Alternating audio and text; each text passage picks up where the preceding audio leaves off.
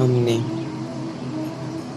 कई शास्त्रों का अध्ययन किया, कई वेदों को कंठस्थ किया, कुरान की कई आयतों को पढ़ा,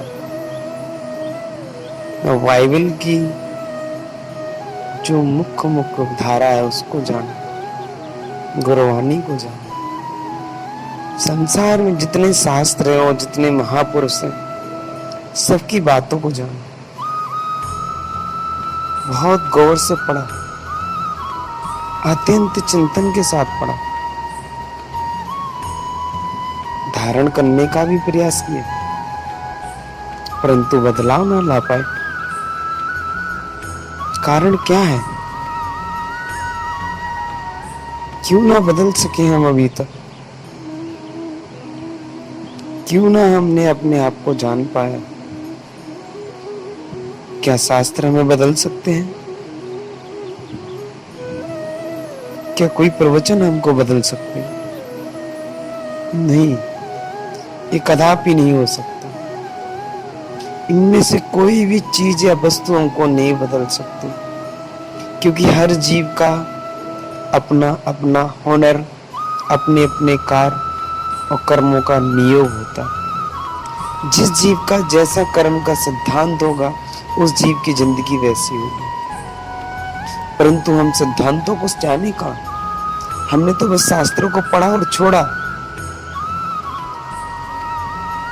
उनके नाम पे लड़ाइयां की, उनके नाम पे हम लड़े झगड़े, मंदिर मस्जिद गुरुद्वारे और गिरजाघरों को बना दिया, परंतु उनके नाम पे कभी हमने खुद को नहीं जाना, कभी सिद्धांतों को नहीं पकड़ा उनके। यही कारण है कि बदलाव तनिक सा भी ना आया और यूं अपने आप की छाया में हम अभी तक ना सो पाए, ना जान पाए, ना समझ पाए। नादान सी जिंदगी जी हमने और नादानी में ही अपना जीवन व्यर्थ कर दिया। आ गया है समय अब जाने का, सो जाने के लिए तैयारियां करने लगे। जला दिए जाएंगे,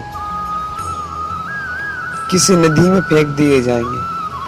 मुसलमान होंगे तो हमको गाड़ दिया जाएगा। ये दो ही क्रिया होती है, ये जला दिया जाएगा, ये काट दिया जाएगा, परंतु हमारा शरीर होगा, हम नहीं होंगे। चिंतन करो, मंथन करो कि करना क्या। जिंदगी रंगीन है, हसीन है, गमगीन है। ये दुनिया देखो कितनी संगीन है। कब समझेंगे उन बातों को जो दुनिया के जंजालों में से निकली हुई? कब समझेंगे उन राहों को जो राहें गलत गलत हैं और उस खाई की ओर ले जा रही है, जिस खाई में हमारा दूर दूर तक नाम और निशान तक ना दिखेगा?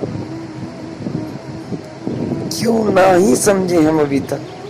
क्यों नहीं समझ पा रहे? क्यों नहीं समझने का प्रयास कर रहे? क्योंकि हमारे चारों ओर वो माहौल खड़ा कर दिया गया है कि तुम उन जंजीरों में पहले जकड़े रहोगे तो खुद को कैसे पहचान पाओगे? तोड़ो, निकलो वहां से जहां तुम हो। तोड़ो उन कृतियों को जिनमें तुम फंसे हो। तोड़ो उन सिद्धांतों को जो सिद्धांत है ही नहीं। तोड़ो उन बातों को जो बातें ही नहीं। बातें तो सिर्फ बातों का एक पुलिंदा सा बना रखा हुआ है। तुम्हारा आत्मा का ज्ञान तुम तक पहुंच ही नहीं पाओ। समझना पड़ेगा, जानना पड़ेगा, तभी कुछ होगा। नमः शिवाय।